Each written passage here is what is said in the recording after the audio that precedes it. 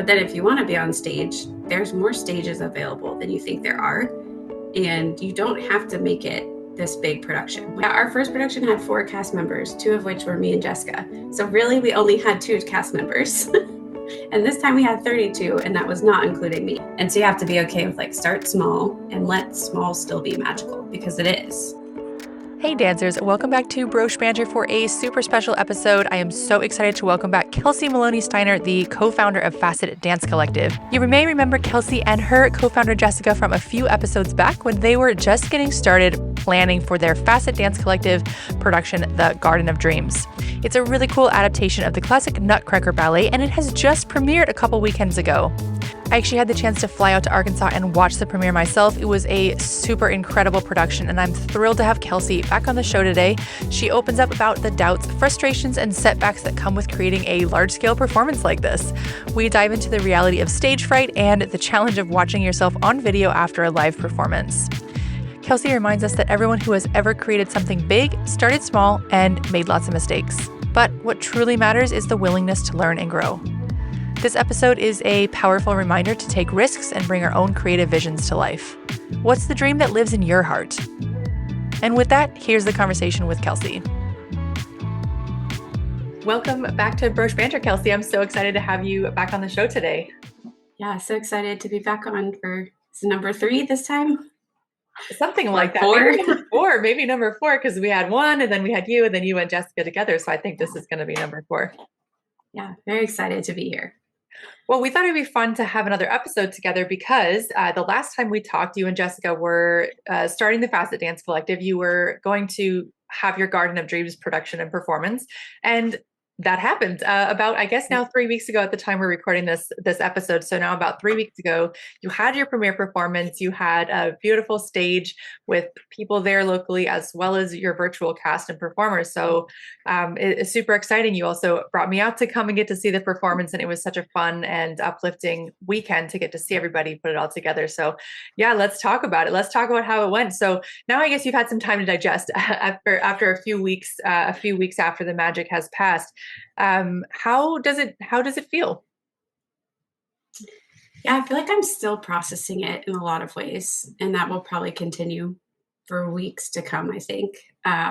It's this weird mix of like creative energy, but exhaustion at the same time. Like I have this new, like, oh, wow, these are all the cool things we could do next year. And like, look at all these things that went really well, matched with like, wow, that was a lot. And I want to sleep.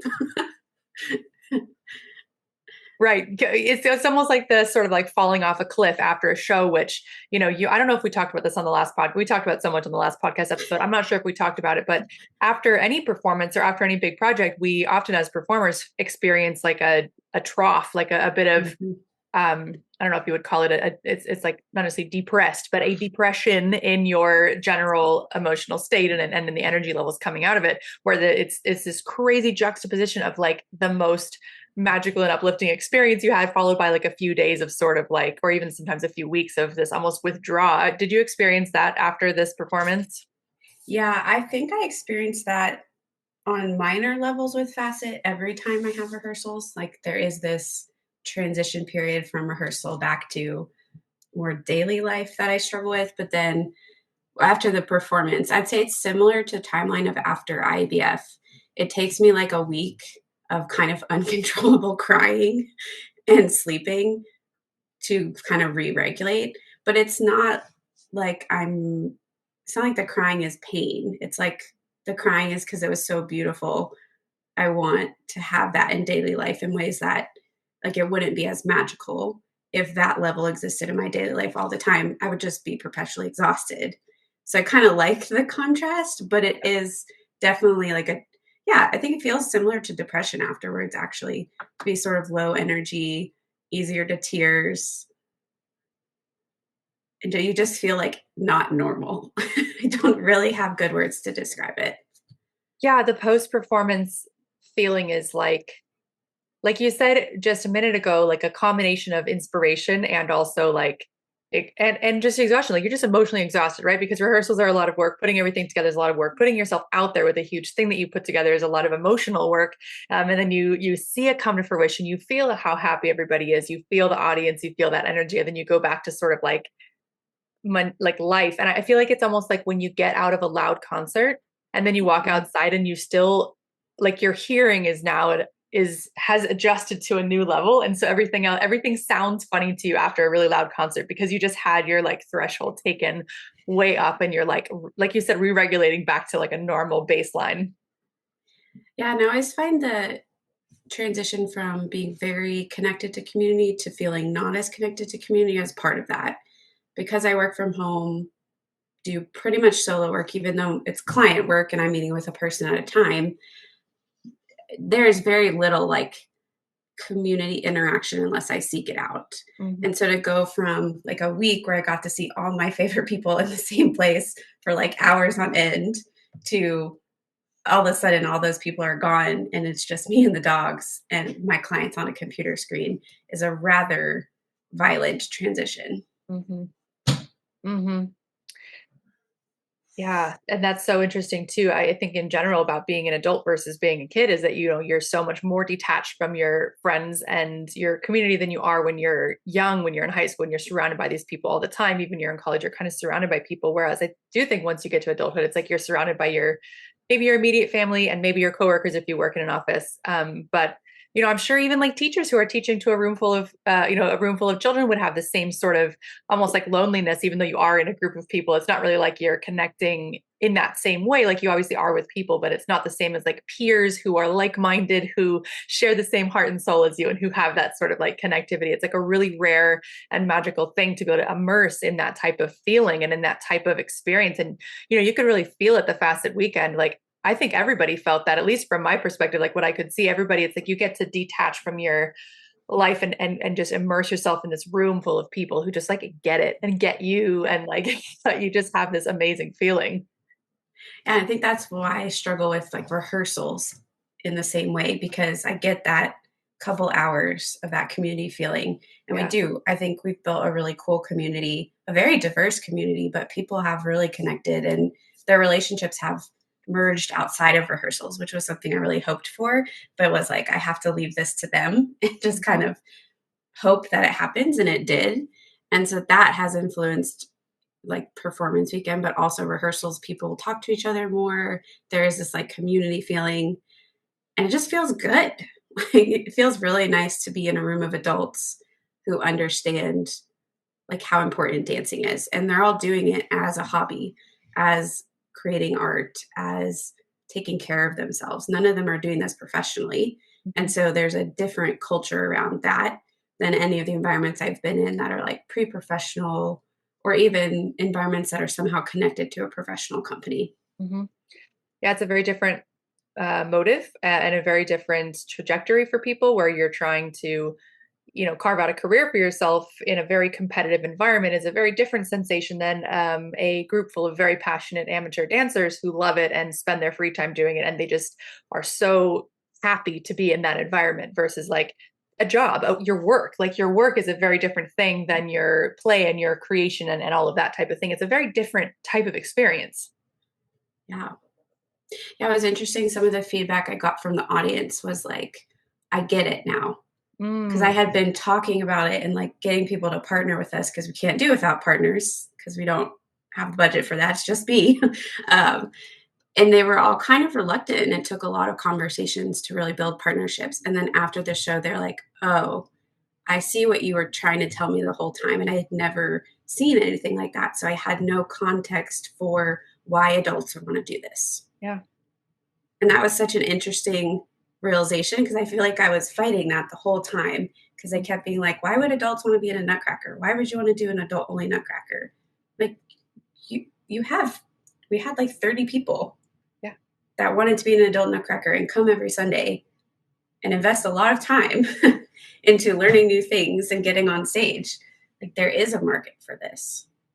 And your choreography was quite intricate. Like you had, the full show, obviously, you had the full second act. And there was like both solo parts and background core dancers, and you had scenes with multiple people. Like you had the transition scenes that had, one of each of the dancers from each of the sections and variations. Like you had a lot of moving pieces. So I mean, the amount of time you all must have spent in rehearsal was probably enormous, if I can just imagine how much time you guys spent rehearsing, much less you choreographing by yourself, and Jessica too, who choreographed some of the pieces as well. Yeah, we pretty much spent, let's see, I started rehearsals around 1 or 2 most weeks, and then we go into like 6 or 7. Yeah. So 5 to 6 hours over a period of 4, 8, 10, probably like 12 to 13 weeks Mm-hmm. in the end. Because we did take a pretty significant break for Christmas because everyone's schedules are different. Yeah, what can you do there?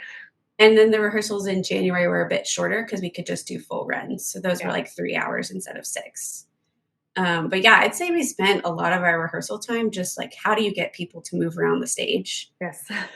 Especially my beginners who maybe, like I had a couple of people that had started in September, like started dancing in September and were on stage doing Waltz the Flowers and Snow in January, which is really impressive and brave. But when you haven't been on stage, you have no context for like, how do I walk from place to place and not run into other people who are walking from place to place? Right. That is a whole skill I don't think we use it in day-to-day life. Like it's not the same as just walking down a street and not bumping into people. Because like everyone has a purpose and your purposes are to cross. Your purposes are not to not hit each other. But you have to, side effect needs to be you need to cross but not hit each other. But the purpose is not to not hit each other. So I'd say a lot of our rehearsal time was actually spent on how do you get on and off stage, and then how do you go from formation to formation. Mm-hmm. I always, when I lived in New York City and the subway doors would open and you watch everybody go in and out, to me, that was always like a performance. To me, that like watching everybody come on and off the train was always like just imagining them on stage, like crossing paths, because they're all like very focused. Everyone's very rushed. There's a short amount of time when the doors are open. So to me, that was like the closest thing in daily life that I used to always love to watch.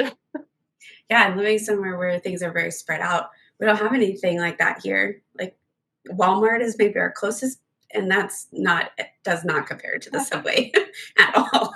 Like the most people you're around here does not feel very crowded. Yeah. It's interesting that you were talking, just backing up, kind of changing gears a little bit. You were talking about the partners kind of saying that they quote unquote got it after the show. It's really interesting at the festival. Now I'm getting confused on the years. It was, I guess, 2023 when I got married the weekend after the festival. That was 2023. So the festival, the performance was on Thursday and I got married on Saturday. And people thought I was crazy for doing this. Maybe I was crazy for doing this. But to me, I wanted my family to be able to experience the festival. And, for them to fly out for a one-day show is very unlikely, especially some more extended family members. Like it's just unlikely that you would, make the time. And I wouldn't expect them to. I don't even think I invited them the former year because it's like, for your extended family, for your cousins to fly out, for your uncles to fly out for the show is like unlikely, right? But in a lot of ways, like having grown up myself studying computer science and in a whole different career path, and then you just like randomly switch to ballet. I mean, to them it's random. To me, it's not random. It's what I wanted to do. But your family doesn't kind of get it as far as like what you're doing and like what you do for your job. It's like, oh yeah, she like dances around and whatever.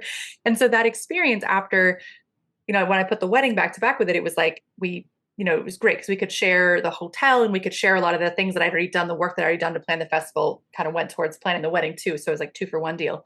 And my family got to see the show, right? They could come out on Wednesday, see the show, and then see the wedding on Saturday. And it was like amazing what they said to me afterwards. The same thing, and I've never really talked about it because I kind of forgot about it until you brought it up, but they say to me like, oh, I get it now. Like, I get it now. I get what you're doing now. Like you're in a sense like changing people's lives. You're helping people come alive. They've never seen this happen before. Like they've never seen adults of these ages and these beginner people getting on stage performing in this way. And so it was like amazing for my family to like quote unquote get it and to be like, okay, now I see why you're doing this. Like it's not just like frivolous. It's like actually really meaningful and deep to people. So it's really interesting that you had that same experience.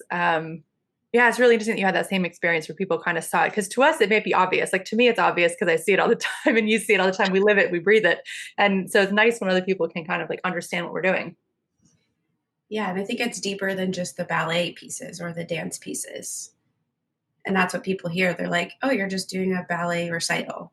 Yeah. It's like, no, I'm putting on a show, but also no, I'm like empowering people that they can tell their story and that they have their voice matters. Like they have things to say, they have art to create, and that even if you've danced for one day, you can create meaningful art on stage, and someone will be touched by that. Mm-hmm. And it's like this much deeper thing than just like, are we learning tendus? Although that is part of the process, like learning tendus and how to point your foot and where does your head go. You can't escape that part of the process, but it's so much deeper because when someone gets that, you see this moment of like, wow, I can be that resilient. Like, wow, I can actually learn something new at 50. And like what that opens for people is pretty incredible. I noticed, when you just watching your piece, because I was out for the whole weekend, so I got to see the dress rehearsal and kind of get to watch everything unfold throughout the whole day and kind of get to watch some of the rehearsals, which is when you kind of obviously you see a lot in the show, but you see way more when you get to watch all the rehearsals and see how people interact with each other. And you can kind of you can really watch people's trajectory from like day one until the end of the show, right? You see them, they're nervous, they're not sure, they're like the excited energy in the show, in the theater before the show. You can kind of watch the trajectory. Then at the end, you see them with the flowers and they're just like the most proud they've maybe have been in a very long time. Their family is so proud of them. There's this amazing moment that they like accomplished and achieved something in a very specific and public way. And I Mm-hmm. think that has a really special feeling to it. It's just like it was really fun to watch everybody make that journey from the beginning of when I walked in to the rehearsals till the end after the show. It was really cool. That was actually one of the reasons it was very important to me to be able to allow people to go out in costume after curtain call. Yeah. That's not a typical thing that happens in productions. Typically, you have to like take your costume off to go out.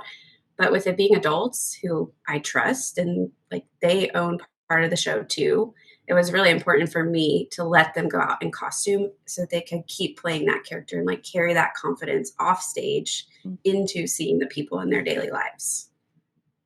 Yeah. And then they get to kind of have that hug and the pictures and everything in costume, which is super, super special. Yeah. Yeah. So as you were preparing the show, we kind of just jump right into the deep stuff, Kelsey, as we always do whenever we talk. So you had these basically 12 weeks of rehearsals with your local dancers in like where you live in your state. And then you had also the virtual dancers who you had choreographed for virtually. So the dancers were performing on stage and you had like the background, that the screen was dancers who had recorded back in the back. Now, putting all of that together, what was that like trying to get the choreography? Because there was the one part where you were, your version of Mother Ginger dancing with all the dancers on the video. So it was like you're dancing with the video screen of all the dancers. Did you know how that was going to turn out ahead of time? Or were you kind of like, I'm going to do this and like my fingers are crossed that I'll figure it out in the future? Like future Kelsey will figure this out. Like, how was that process? Yeah, that was a super interesting dance because there was no way to really test it until I got into the theater. And they also had warned me, like, hey, when we project something on the screen, that limits where a dancer can be on stage because of the lighting, because of their projectors back in the sound booth, not on the stage. And so I knew that dancer had limited space. They had like a lot horizontally, but they couldn't go back deep. Because it And would make a shadow on the screen. Is that what you're saying? yeah, or their face would just be totally dark because there'd be no light, no stage lights after about halfway. And so I had to kind of just imagine what that would be like in my head and be like, okay, dancer, because I was supposed to be a dancer, I ended up not being able to come. Like, here's the situation. Yeah. I can't really tell you exactly what it means, but here's the approximate dimensions you may have to dance in. And because that dancer was also virtual. So they were rehearsing with me virtually, but then were coming in person to perform. And then my virtual dancers were rehearsing virtually, but then videoed for me so that I could play their video while this other dancer was performing. So there was no way for me to test it.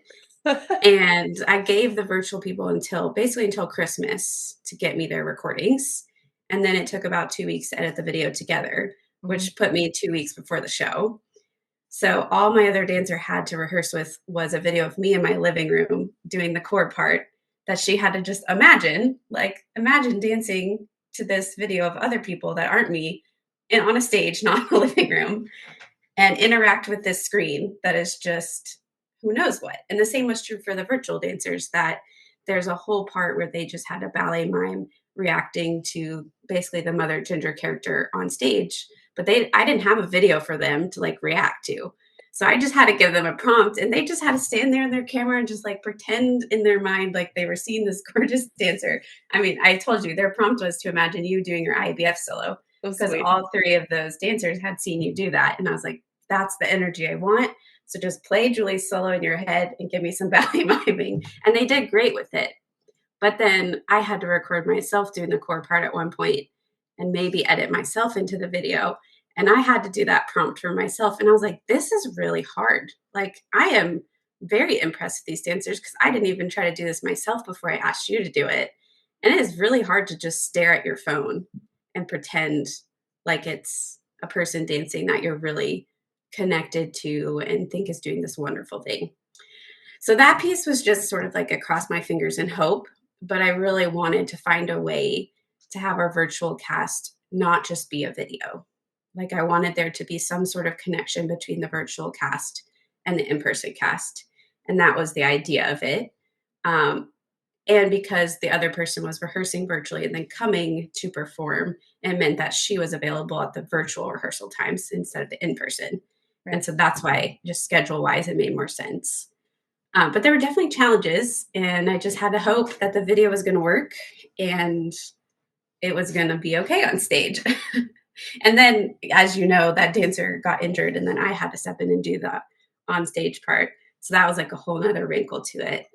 But at the end of the day, I had decided no one knew the dance well enough because of the intricacies that it didn't really make sense to throw someone else in there for, it would just be a lot of pressure on someone. A bit of a gamble. The other way that I feel like you did a great job of getting them integrated was that they had the same costumes or like similar costumes as the people who then were the parts that they were representing. So like we had the snow queen had like the same costume as the snow virtual, and like it was the Waltz of the Flowers was the same costume, Waltz of the Flowers. How did you manage that? Because they're not all in the US. So how did you manage getting those costumes to everybody? Yeah, so that was just fortuitous because the costumes I picked for certain dances, a lot of them had the pieces already from IBF. Like our Snow Queen tutu was the platter tutu, Right. and I knew a couple of them had that. And so I cast because I knew who had some of the costumes. Right. The Waltz of the Flower costumes were a little difficult. We found a place that would source them to both Germany and Canada through a different website, but the same company. Oh, And nice. so they ordered them themselves and mailed them to themselves so they wouldn't have to pay duty. Right. And then the other one was in the US. So I ordered it and mailed it to her. Yep. The like individual parts, I basically just gave them a picture of what the costume was going to be and said, go look in your dance closet and tell me what you have that's similar, and we'll figure out a way to work with it. Because I didn't want the virtual people to have to go out and buy a whole new costume if they didn't want to. And I only had one of a lot of costumes. So it wasn't like I could mail them and then they could mail them back. So that was sort of the other gamble. Is like, could I get things to look similar enough that the audience would understand this overture video they're watching is actually echoes to the parts they're about to see? So that was a lot of work to put all that virtual stuff together. Why was it important to you to have that virtual aspect of it in the first place? Yeah, I think part of it was just my own experience of being involved in productions and there not being, I've lived in many areas where there's just like not an opportunity for adults to perform. Um, and then this very specific of like not being able to perform in a Nutcracker. I wanted to make sure adults from anywhere could be involved. Yeah. And yes, it would look different because it's not the same to perform on stage versus perform virtually. But most adults don't live in places where they get to learn full length classical choreography.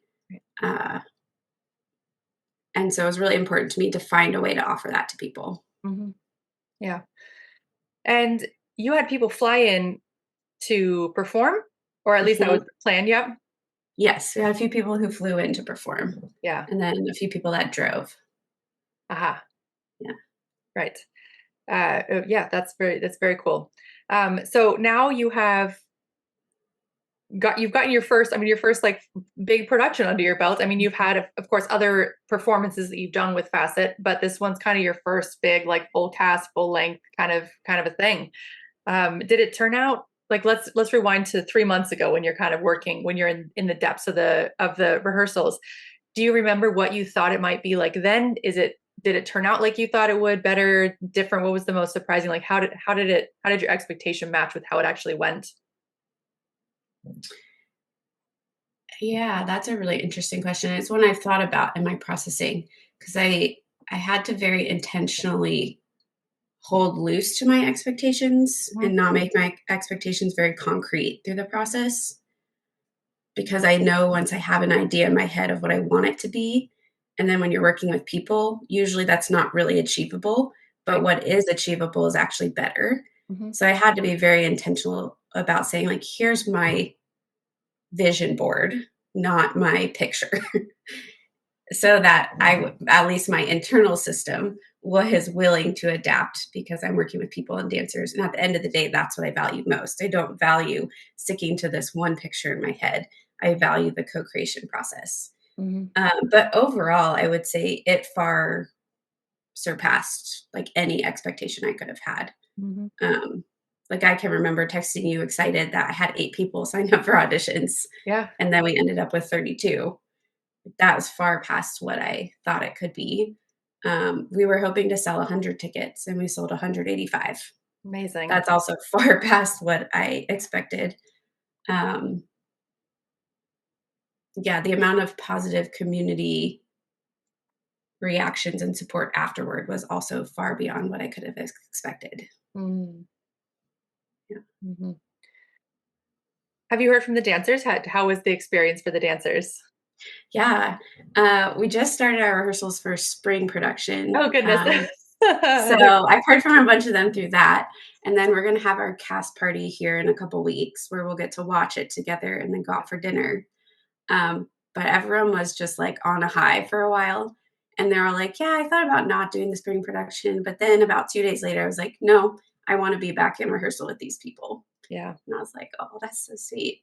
Yeah, that's so sweet, especially because it, like you said, it is a really big undertaking and it does take a lot of time and effort and energy. And, for people who've got kids or other responsibilities, a lot of coordination to move, to arrange to be there. So it's amazing that it was so worth it for people that they want to do it again already without like any break. Like they got 2 weeks off and they're already back in it. Yeah, and I mean, on Sunday, they learned like 3 full dances. And I was like, "Our goal for today is you're 40% confident in the choreography. We're not going for any higher than that. I'm just throwing stuff at you." Yeah. And they're all like, "Okay, let's do it." And that was really cool to see their confidence kind of go from at the beginning of Garden of Dreams rehearsal. I mean, we did 8 counts like 10 times versus I could teach them a whole 2-minute dance. And they were like, "Okay, I won't get it today, but I know I will get it." Mm. Yeah, so they kind of have more context about what's going on and more confidence in themselves to be able to learn it, and not so afraid of the idea of learning choreography. Yeah. Yeah, especially the beginners, which in part is just if you've never experienced learning choreography, you're going to be more anxious about it because you have no idea what to expect. And you don't know if you're going to forget it, like you're going to blank out, or I'm sure there was a number of dreams leading up to it, panicking that you forgot all your choreography and you're just standing there blanked out on stage. That's a huge fear that people have leading up to performing. Yes. You don't know how you'll be affected by the adrenaline in that moment. No. And we did talk about that leading up to the show of like, this is what the adrenaline sometimes feels like to people. Mhm. So that at least the beginners weren't as shocked by it. And I had some of the more advanced dancers kind of speak to that with them, especially ones that were paired with them in different dances. So Mhm. they already had a relationship there to be like, no, your heart pounding and feeling a little bit dizzy. That's normal. Right. It could otherwise it could be kind of alarming if you've never actually experienced like the stage jitters before. Yeah. And the like, when you look in the stage lights and you can't see anything, that's also normal. Oh, It's kind of disconcerting to be like, I just have to imagine all these people. Because some stages you can see the people and some stages you can't.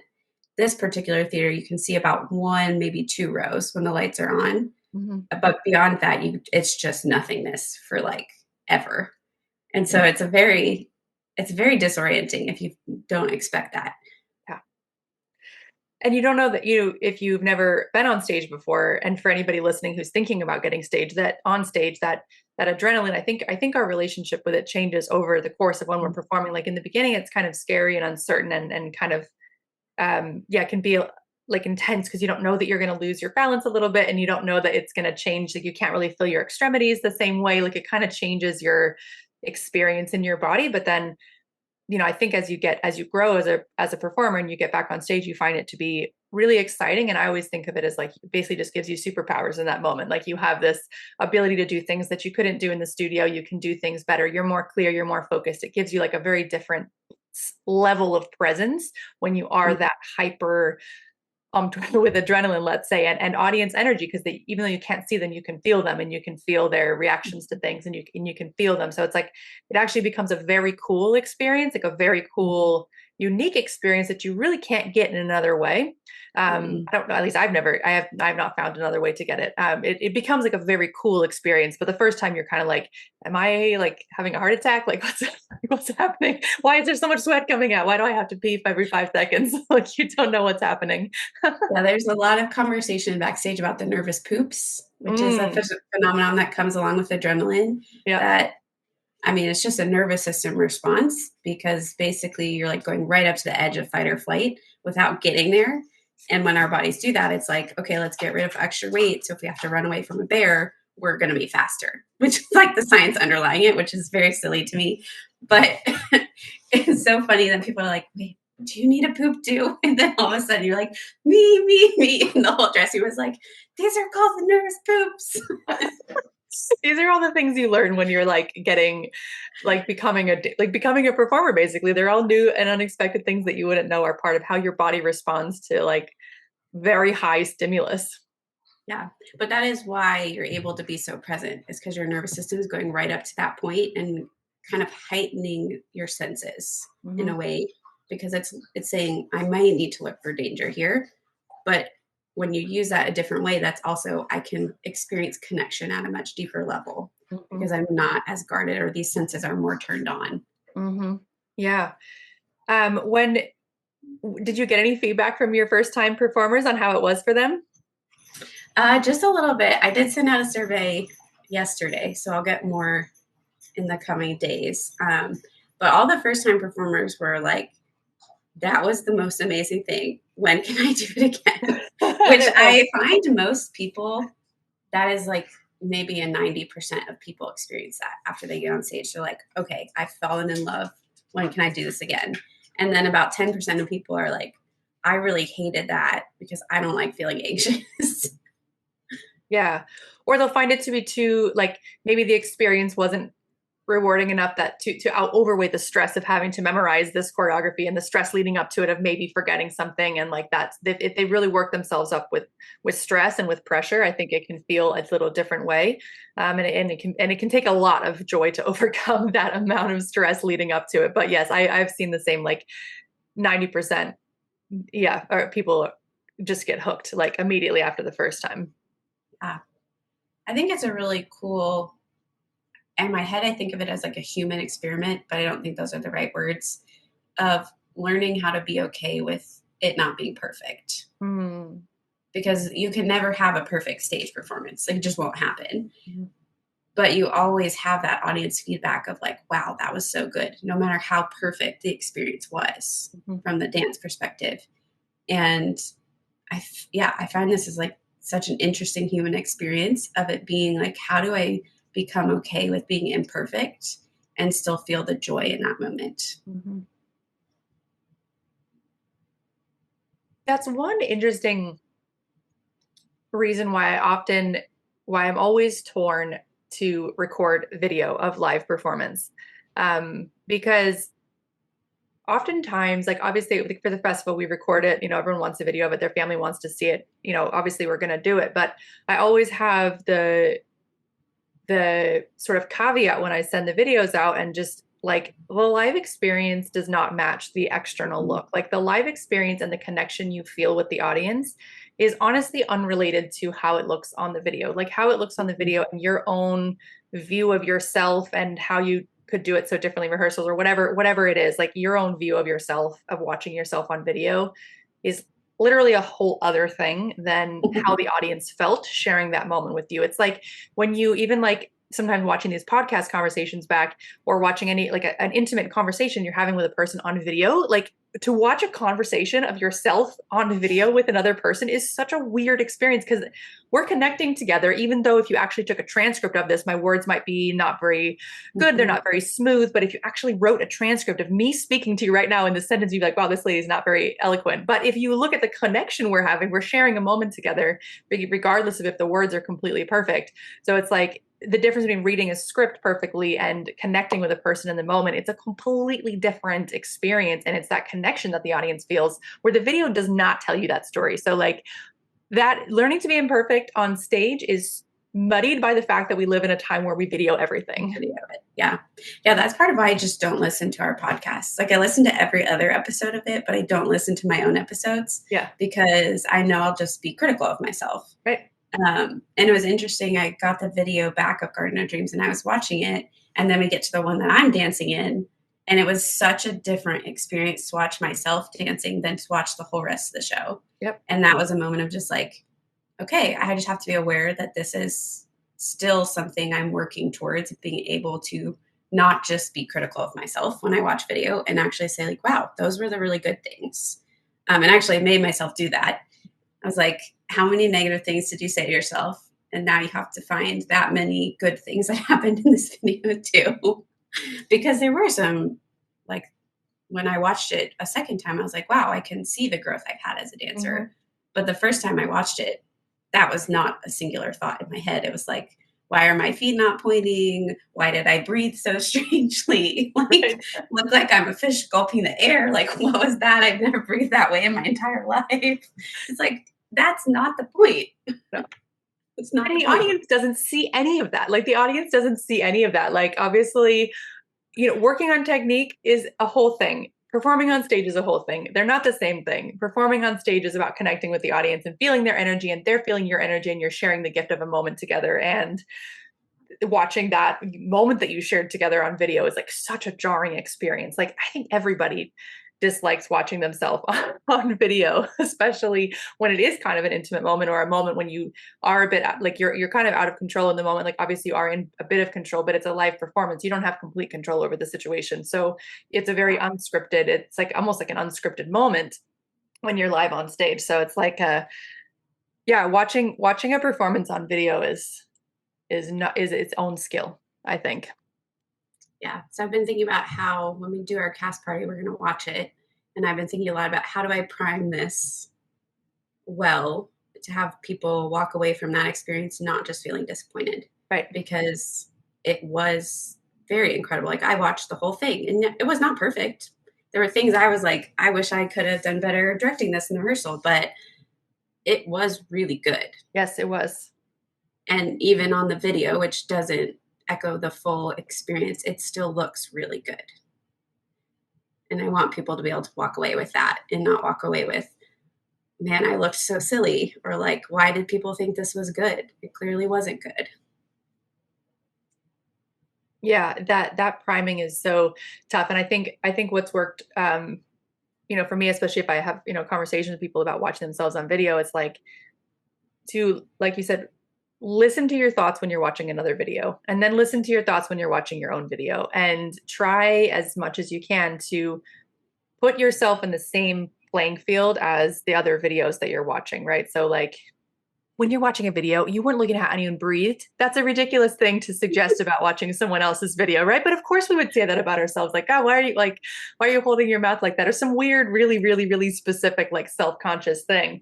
But it's like, look at the things that you look at in other people's videos, the things that you notice, and like notice those same things about yourself and try to match the talk, at least give yourself the same talk track that you give to other people, at least that much.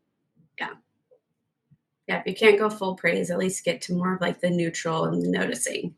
Right. Yeah, that watching on video is such a tough experience. I think watching in a group is also really helpful because you can see everybody cheering you on and you can kind of like enjoy it together as a group. That's also super fun. You can see other people reacting to your video or to like you performing. Yeah. Yeah, that's such a weird experience and very unique to this time period that we live in. Yeah. Yeah, because 20 years ago, that just didn't really exist.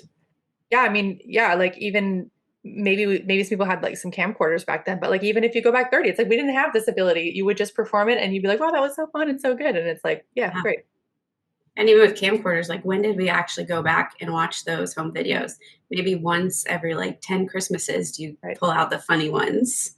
It's like you have all these dance recital or piano recitals. No one ever watched them again. Right. Right. Yeah, it's such a funny thing.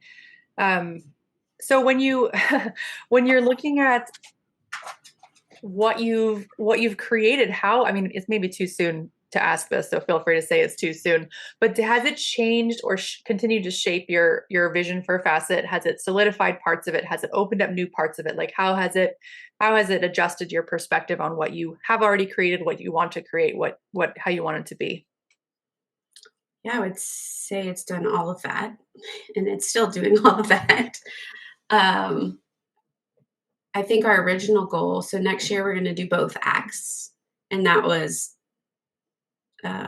like validated by this to be like, okay, we have the cast base, we have the audience base, we can put in a 2 act show. Mhm. Um, Will you use the and same choreography so you don't have to redo act two, or will you we'll, redo like do little bits different? we'll probably redo some of it. Yeah. I think ideally I would prefer to have like either you're in Waltz of the Flowers or you're in Snow, Mhm.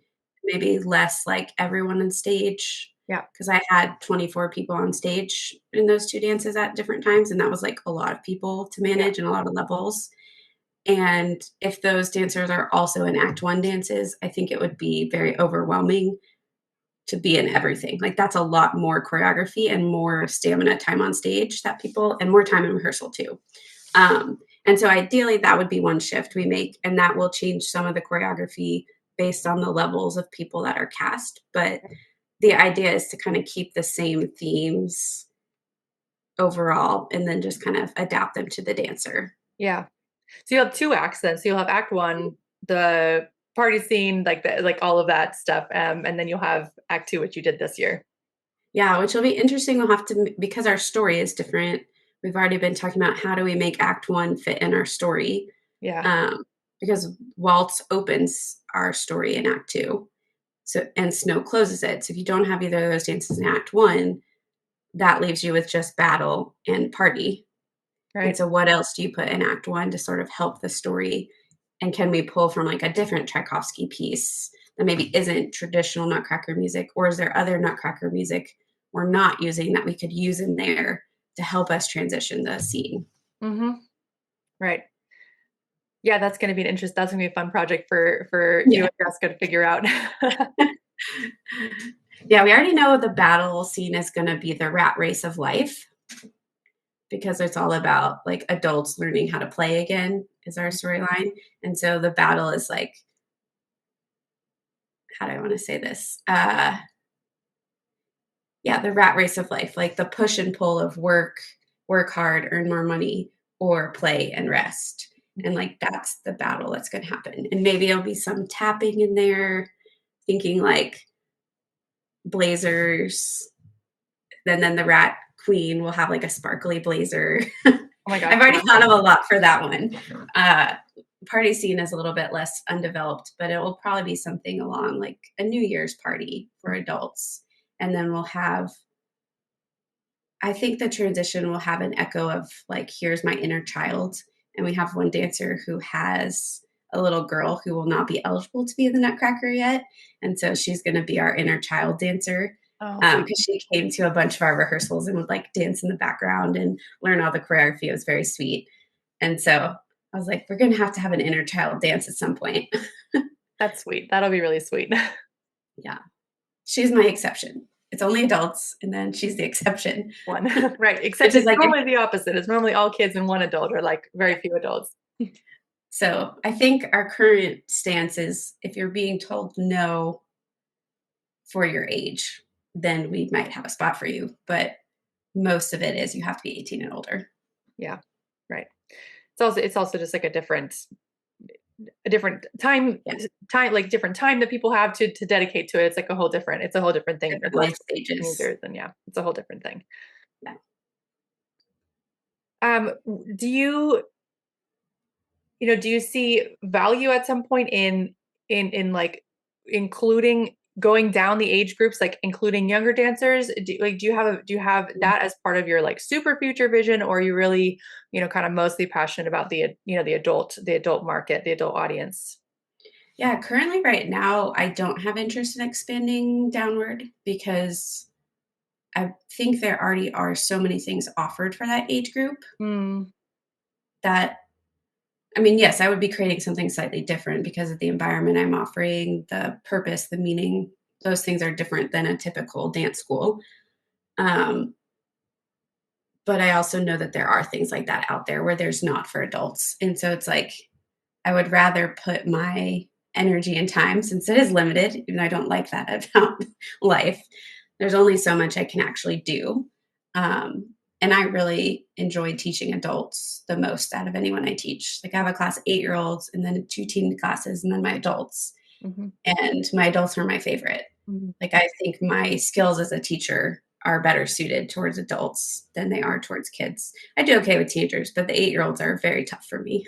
Yeah, it's a whole different thing. It's not really the same thing. No, not at all. And I like that I can give my adult dancers power and responsibility that you can't when they're teenagers because they're under 18, they're kids. Mhm. There's a lot of different protections and ethical things you have to consider. But my they're adults. I can give them their costumes and trust that they'll get their costumes to the theater. And if they don't, then they're adults and they'll figure out how to get their costume to the theater. Right. Um, And I don't there's not like parents. I mean, there are parents who are cast members, but I'm not dealing with a dancer who then has parents, and that adds an extra level of logistical things you have to manage. Yeah. Right. Where what was the most difficult part for you as you were thinking about launching the Garden of Dreams? Did you have moments of like, who am I to make this thing? Is it going to be possible? Like, Mhm. did you have those type of moments, or was it, or did you get to skip that part? How was the initial process when you were thinking like, okay, I think I want to put on like a Nutcracker this year? Yeah, I thought about that a lot in the last couple weeks. I actually think the worst moment was about 3 weeks before the show. Hmm. I was like, "Everything is terrible. All my choreography is bad. No one is getting anything out of this experience." And, like, we're 3 weeks from the show, and what do I do now? Which I could identify in the moment. Okay, this is like my pre-production meltdown. None of these things are actually true. They just feel true in this moment. But it was interesting that it took so long to hit it with this one. Mhm. I think I had more doubts before the audition process than I did during the actual process. Because once I started the process, there was always something to create or some task or a person to form a relationship with. And that enabled the doubts to not have as much space to exist. Mhm. Um, but before launching it, it was very much like, can we actually do this? Like, are there people who are going to sign up? And can I actually buy this many tutus? And like, where is this money going to come from? Can I choreograph this and not like, I mean, Snow is 7 minutes long. That's the longest piece I've ever choreographed. And it's also very classical ballet. And a lot of my choreography leans more contemporary ballet Mhm. and have to be like, okay, I have to lean more classical. Can I do that? And will I like that? Will it even look any good? Are my formations going to be interesting to the audience, or is it just going to be completely boring? Are people going to like long rehearsals or be like, this is a waste of time? And Mhm. so all of those questions were there. But I think at the end of the day, like we've talked about this, I think in past podcasts too, like the ringing in your ears idea. It was not something I could ignore. Um, like over the summer, it was just like I have to do this. I can't just keep thinking about it. And if it doesn't work, it doesn't work. But at least I did it. Mhm. And then there's not this like annoying voice in my head of like, what if, what if, what if you need to try this? Um, but I also have had this conversation. I mean, we had this conversation while you were here, but I've had it in various forms afterward too. Of like, people are like, "You're special for doing this," and I've very much struggled with how to respond to that because I think it is important for me to accept like compliments and be able to say like thank you. And I know I struggle with that, but I also don't know that there is like anything inherently special about me. I just did this really special thing because I don't think there's anything that makes me more qualified to do this than anyone else. Maybe other than the voice I can't not listen to. If maybe other people don't have that voice in their head, but I think to some extent we all do. It's just, are we connected to it or not? But it's not like I have this extraordinary background in choreography or ballet or art, really any form of art, or any background in how to manage productions, light design, sound. Like, I don't have background in any of that. I just said, I love this and I want to learn it. And picked up the phone and called people or reached out via email or watched a lot of YouTube videos of like, how do you cut music well? What programs help you fade in and out music? How do you design stage lights? How do you use a soundboard? How do you turn on a soundboard? Watch multiple YouTube videos on the weekend of because I could not get the soundboard to turn on, could not find the power switch. And those are like, that's something anyone could do. It's just, do you have the tolerance for the risk taking to try it? Are you okay with trying something and it failing? And sometimes it does fail and sometimes it doesn't. We got lucky, or maybe it's not luck. I think there's more to it than luck, but this time it didn't fail. But there were definitely pieces of it that failed along the way. Like different marketing tactics we used did not produce any results. And that was probably hours of work. Or choreography that I wanted to put on dancers just didn't work because it looked weird, or the dancer felt uncomfortable, or it was above someone's skill level. And you have to be willing to say, okay, failure is just a part of the process. But at the end of the day, I really struggle with like, how do I respond to people that are like, you're so special for doing this? Like, I don't think I inherently am special. I think this is a really special experience, and I was part of creating that. But I don't want people to walk away with like, there's only certain people that can put on these big events. I think we're all capable of doing it. It just is a decision of, do I do it? Yeah, I second that very much. That the compliment of putting you on a pedestal, a compliment that puts you on a pedestal, is one that I don't like to accept and don't want to accept. I mean, I'm okay with, I mean, it is not easy to accept compliments, but a compliment's like, good job, this turned out really well.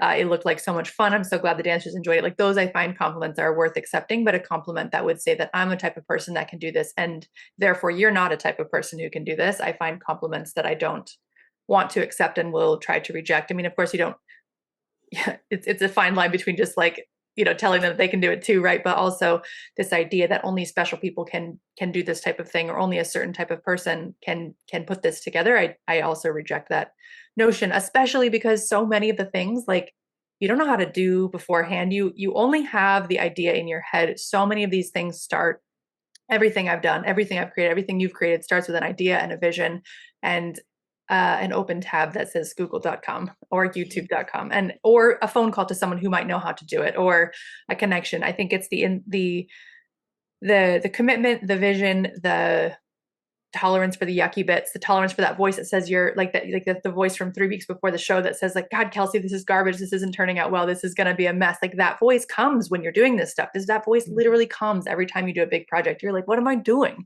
This is like, what am I doing? That voice comes. And if you listen to it and you say, yeah, what are you doing? Why don't we stop doing it? If you listen to it, then I think that's when that's when things fall apart. But so maybe the only special thing is that you don't listen to that voice and you stay true. I don't know if that's even special though, as much as I think a learned skill from experience of having it happen multiple times and then seeing like, yeah, that voice just complains whenever I do Yeah. something. Like that's just the complaining voices back. Like that's that. Yeah. I do think there's a piece of like, am I ready? Like, I'm never going to be fully ready, but am I ready to take on the vulnerability piece? Mm-hmm. And at certain points, like I maybe wasn't ready yet. Yeah. Like if I had tried this 3 years ago, I don't think I was at a personal growth point where I could have done these things yet. But that doesn't mean the idea wasn't already there and I wasn't doing the things toward the idea. It Right. was just like, it wasn't time to actually put it publicly out yet. And I think we often forget how much unseen work goes into a lot of these things. And I mean, if you look at kids, No one knows how to crawl until they try to crawl. And when a baby's learning to crawl, how many times do they fall on their face on the floor? And we never are like, oh no, never do that again. You fell on your face. We're like, hey, good job. Let's try again. Right. And the same thing has to be true with us as adults is none of these skills are things you just do perfectly the first time. You're going to fall flat on your face a bunch of times. And then maybe it'll be a shaky crawl for a while. And then suddenly you're crawling at full speed. And then you're like, oh, maybe I can walk. And Yeah. then you'll fall on your face more because crawling doesn't just turn into walking. There's a process there too. Hmm. Yeah. I think, the hardest work of a lot of this stuff is I don't even it's like putting the idea out there and being willing for people to say your idea is dumb. Like Hmm. being willing to see that nobody came to like it's the idea of like you're a kid and you throw a party and nobody comes. Like that fear is the same fear you get when you launch a new thing. That fear that like either nobody will care or nobody will come or they'll like make fun of it or whatever. And sometimes those things do happen. Like that sometimes those Hmm. things do happen. Like it's not only just like a irrational fear. I mean, it does like sometimes happen that you, like you said, some of your marketing efforts fail. You put out this invitation and nobody takes you up on it. Like that does have a stinging feeling to it. That does have an emotional response to it when you put your heart into something and it does not work. Like those things do have, I don't know if you call it emotional work, but like that is some Hmm. of the hard work that takes place. Like I don't think the hard work is not the even the choreography. Like the hard work is not even all of that stuff. Like the hard work is feeling those moments when you're just like, oh, what am I going to do? This isn't working. Or like, how is, what am I going to do next? I can't figure this out. Or like, how am I going to figure this out? Or what's going to happen? Or they didn't like it, or they were frustrated with me, or this didn't turn out how I wanted it. Like those feelings, I think are the hardest part of creating something rather large and special for people. Yeah, it's those moments that it's so important that I have to recognize those moments are happening so that I can step away, even just internally, and be like, okay, I have to do some regulation self work before I go back and interact with this person. Because if I don't, I may not act in a value driven way. And Mhm. that's not something I want our organization to value, but it's also not something personally I want to value is I don't want to just react to things. But I can't get around that sometimes I have emotional reactions. Sometimes I get frustrated or annoyed at people, or I'm like, I don't understand why you don't just get this. Like, I've explained it so many ways. I don't have any more metaphors. And that's more about me than it is about them because Mhm. they're coming to me and being like, I really want this. I just need to step back and be like, I need to breathe and regulate myself because this person is clearly trying. It's not a lack of trying or a lack of commitment. It's a miscommunication happening. They haven't figured out teacher student how to communicate in a way that gets us the result we both want yet. Right. Yeah, those moments I think are the tricky ones. The interpersonal moments, the interpersonal within yourself and your own, head. I don't know if that counts as interpersonal, intrapersonal, but sometimes it feels interpersonal, Yes. depending on how intense it gets. I think those are the tricky parts. Those are the parts that keep you up at night. Those are the parts that can sort of stick with you a little bit longer and kind of give you that gut punch when they go poorly, or when they go in a difficult way. They can have that like really intense response to it. But then, of course, without the people and without the risk, you wouldn't have the incredible experiences that we get to put on and create. They come together. Yeah, it's like the relationship both calms the doubts and amplifies them. Mhm. It's this very interesting tension. Like I can let it go both ways and I have to let it go both ways. I can't just cut out one because when I cut out one, I'm cutting out both. Like if I say the relationship can't help calm the doubts, then I'm also saying the relationship can't destroy me or vice versa, Mhm. which is a therapy concept. It's like if you turn off your negative emotions, you're also not going to feel positive emotions. Mhm. Our brains are like, oh, I'll just not feel these ones and only feel the good ones. Our brains can't do that. So we have to build this tolerance for holding all the things, Mhm. both the positive and the negative and everything in between. Yeah. Yeah, tolerance. I think that's a really interesting word. Yeah. I mean, it's similar to how you learn ballet in a lot of ways, is you're building tolerance of the space between where you are and where you want to be Mm. and letting that push you, but not paralyze you. And Mhm. sometimes it does paralyze you because you're like for a while, point fear did that for me. Like, I Mhm. just can't do this. I'm too scared. It paralyzed me instead of saying the distance here is something I can overcome step by step. Right.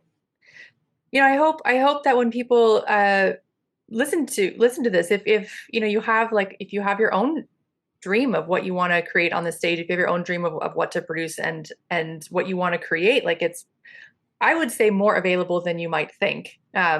From how intimidating these things can look. Would you say the same? I mean, of course, there's lots of difficulties that we've just discussed, but I would say in general, it's more available than a lot of people think. Yeah. I mean, there was more yeses than I expected there to be in the process. There were plenty of no's, but there's more theaters saying, yeah, we're willing to have an adult performance group. There were more people saying, yes, I want to sign up. There were more people with conversations that said, yes, I'll partner with you than I expected there to be. And so it's more just saying these spaces exist if I'm willing to get a couple no's along the way. Because I mean, we even talked to farmers markets and said, like, could we come to a farmers market and perform a piece? And every single one we went to was like, yeah, we'd love that. We chose not to do it because of weather, and the timing of this show. Right, But like, it was very cold. It was a particularly cold winter it was a very cold winter. Yeah. And we don't really want to be dancing outside on concrete, ballet, like it's a whole thing. But like there are very free opportunities like that, or your local libraries often have little stage rooms. You can even, we have a friend that does street performing. You can just go to a park and perform a piece. And yeah, maybe no one will pay attention to you, but you went outside and danced and connect with nature and probably people. And those are all like, you don't even need a yes to do most of those. You just go do it. But then if you want to be on stage, there's more stages available than you think there are. And you don't have to make it this big production. Like our first production had one light setting and one sound setting. And it was just like on, off, on, off. That was it. Because that's all I knew how to do. But you know what? It was on stage. We did it. And it was good enough. And we got to perform on stage. And as you do it more, you learn more complicated things. And you can do colored lights and like fade in and out and all these different things. But you don't need all of that to perform on stage. You just need a place and a dancer. You don't even really need an audience. The audience shows up because of the place and the dancer. Yeah. And you start small. And then, like you said, you learn. Once you get, it's like, if you think about it, there's like 100 things you have to learn. You can't learn all 100 at once. So the first show, you learn the first 5, and then you learned those. So then the next show, you have the mental space for the next 5 things. And so then you've learned 10 things. And then the next show, you have mental space for, more things. And like every show, you have already figured a few things out. So you have space to figure out a few more things. Like you can't do it all at once. Like you said, that's one of the things we don't like about life so much, but you can't do it all at once. But you don't need to, like, you don't need to do it all at once to get started. You do have to be willing to have your first show be perhaps less than the grandeur you might imagine in your mind. You do need to be willing to have your first show being small and like a learning environment for you and for everybody. But over time, it's like just these things just build. Like if you get in there and you start doing it, and then you learn what questions the theaters ask you when you call them up, and you learn what a quote even looks like, and you learn what type of costs you're going to incur, and you learn how to store Marley flooring, and you learn what floor is safe to dance on, and you learn about you just learn piece by piece, step by step, all these little details, and then eventually, like, you've learned a lot. And then there's probably still more to learn because that's how life is. But you one step at a time, and you've learned a lot of cool new stuff. Yeah. Our first production had 4 cast members, 2 of which were me and Jessica. So really, we only had 2 cast members. And this time we had 32, and that was not including me. So I guess technically we had 33 because I did perform. Yeah. But like that first show, I mean, that was small. And maybe we had 25 people over the 2 weekends see it. Like small audience, small cast, but it still was meaningful. Yeah. The people that came still brought something away from it. The dancers that participated brought something away from it. And that small show gave me enough of the lessons to run a bigger show, because I couldn't have run this big of a show the first time because there would have been too many things to learn. And we just don't have the capacity mentally or physically for that. And so you have to be okay with like start small and let small still be magical, because it is. Yes. There was still so much magic in that 4-person or 2-person cast, however you think about it. And then there was a different kind of magic in Garden of Dreams, but part of that was because it built on that previous magic. Right. Yeah, it's amazing. It's really fun. It's really fun. I actually love construction sites because I love seeing things get built from nothing. There's one actually outside my window that they finally got started on, that when we moved in, we knew it was going to be a construction site. And finally, now it's been several months, they've finally gotten started on it. And it's just so fun to be in a place where you're watching things get built. almost nothing is built every day. Like next to nothing is completed every single day. And same thing with a show like rehearsal. You go to rehearsal and it's like you don't learn that much in each given rehearsal, but over time, and then at the end you put it all together and you're like, wow, we made this together. Like we made this thing. Like this is so cool. It's so cool to watch it go from just in your mind, just a vision, just an idea, into like the actual world that people can live in and they can experience and feel and breathe and touch and like get to actually live. That is such a cool experience. Yeah, and I think it's one that every adult dancer should have access to in some way because Mhm. it does, it changes us, it empowers us in so many ways. It helps us dream, helps us create meaningful art. Our Mhm. communities need this. We need to be able to have joy and hope because adults, we have so many hard things happen in our lifetimes. Like in a given room, everyone is going through something hard. And that's, I think, one of the most important pieces of art is in the midst of the hard things, there always is going to be art. Mhm. Mhm. And even more fun when it's together. Yeah. Yeah. Kelsey, do you have any last thoughts or words about the whole Garden of Dreams experience, the future of Facet? Any words for our listeners? Well, we did already book the theater for next year. So we'll be announcing Garden of Dreams 2026 in the summertime, but we hope to have an expanded cast and expanded virtual options because I did learn a lot this year. It will go smoother next year. And then if anyone is interested, they can go see our video of this year. It's still on our website. And that if anyone is hoping to start something like this where they are, like I'm always willing, even if it's a small, like I just want to learn how to choreograph. Like I'm always willing to have those talks because the people that were willing to have talks with me when I was like, this is little tiny seed, maybe not even a seed idea, really helped me build the confidence to listen to this voice and make those changes and kind of step into that tolerance of the vulnerability. Mhm. Mhm. Yeah, we'll have all of your details in the description so people can get in touch and even just to be inspired by what you've already made so far at Facet and definitely encourage you to get in touch whether it's about your own thing or being in Facet or watching the show. It's cool things are happening in this space. Thanks so much, Kelsey, for for continuing to inspire us all with what you created. It's really fun to watch you grow and make bigger things and make cooler things and continue to just bring that little voice like into the world for all of us to enjoy. Yeah, thank you, Julie.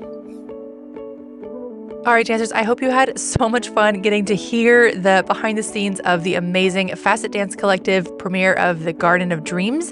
I'll have all of Kelsey's details in the description and in the show notes wherever you're watching this, and I hope you get in touch with Kelsey if you too want to be in her production next year, or if you want any advice about something that you're wanting to start yourself. I'll be back in your ears next week with a special Q&A episode with me, so if you have any questions that you want me to answer, drop me an email at hello@brocheballet.com, and I would love to feature your question on the episode next week. Until next week, I wish you very happy dancing.